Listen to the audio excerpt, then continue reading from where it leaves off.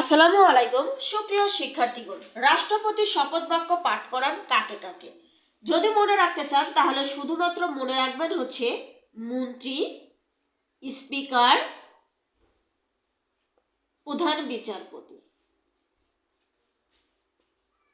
এই তিনটা শব্দ যদি আপনারা মনে রাখেন তাহলে কিন্তু খুব সহজেই উত্তর দিতে পারবেন যে রাষ্ট্রপতি কাকে কাকে শপথ বাক্য পাঠ করেন।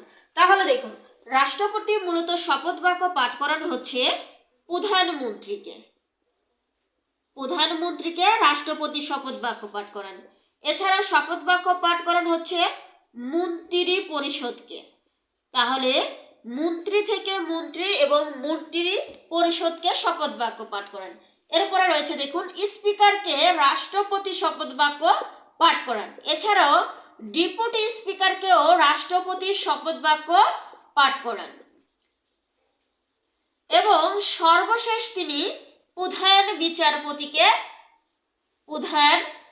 বিচারপতিকে শপথ বাক্য পাঠ করান। তাহলে রাষ্ট্রপতি কাকে কাকে শপথ বাক্য পাঠ করান? রাষ্ট্রপতি প্রধানমন্ত্রী, মন্ত্রী পরিষদ, স্পিকার, ডেপুটি স্পিকার এবং প্রধান বিচারপতিকে শপথ বাক্য পাঠ করান।